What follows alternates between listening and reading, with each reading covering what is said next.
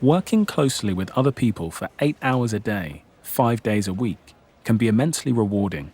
But there can also be problems, challenges, and conflicts. People bring different personalities, different styles, and different expectations to the workplace. Rowena Smith is a human resources professional. Part of her role involves dealing with issues that arise between employees and management.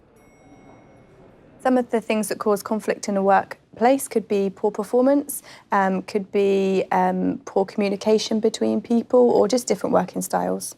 One situation that might happen between employees might be if they're working on a project and one of the team members isn't necessarily pulling their weight. That can cause people to get quite upset because they might be putting in extra hours.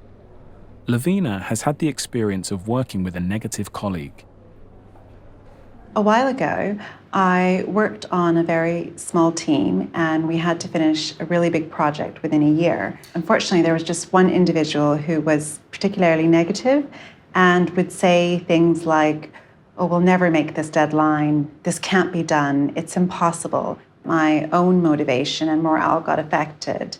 And so I was thinking that in order to try and help the team, that I would try and maybe put more of a positive perspective on the situation. I would try and say something like, well, actually, maybe we can do this, but why don't we break down the situation into manageable steps, and then we can all make it work. Relatively minor problems can arise more often when employees have little experience of the workplace.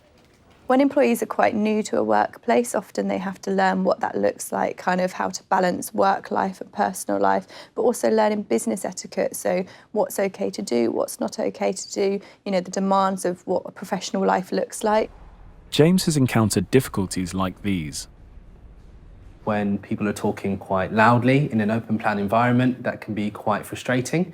When you're trying to work, I personally prefer working in a quiet environment. What I tend to do in that kind of situation when that occurs is I go up to them and I try to speak to them calmly and tell them that their volume is too loud. If they could please turn it down, that'd be great. And often it works. When it comes to problems between employees and managers, James has had the experience of being micromanaged by a boss.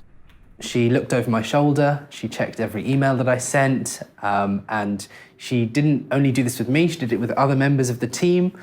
I felt like I wasn't trusted to do my job, even though I had proven time and time again that I was able to do my job and I was able to write an email or do simple basic things.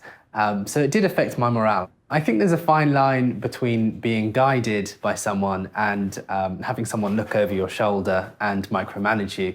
But it did make me feel like I had to be on top of my game all the time. As HR, when we're dealing with situations where a manager is micromanaging a team, we would need to sit with the manager and employee and just work out how they can trust each other again and the ways that they can work together well. And then we would try to kind of step back and let them kind of get on and just support when it's necessary. Lavina has come up against a problem at work with wider company policy. For example, where employees are unhappy with a management decision. It's a company policy at our office to have hot desking. And to be honest, nobody really likes hot desking. So every day, basically, you have to come into the office and you have to find a place to sit and you have to set up your keyboard to the docking station because you never know where you're going to sit. You don't get the opportunity very often to sit with your team members.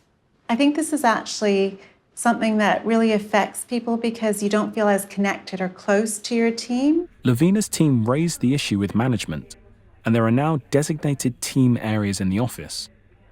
But a company can try to avoid these kinds of conflict altogether. If there is a big thing happening, for example, an office move, or people are moving into kind of a hot desking arrangement, then as HR, we'd advise that we consult with them before that happens, just so we can take on board everybody's opinion and make sure that everybody's happy. But what is Rowena's advice if someone isn't getting along well at work?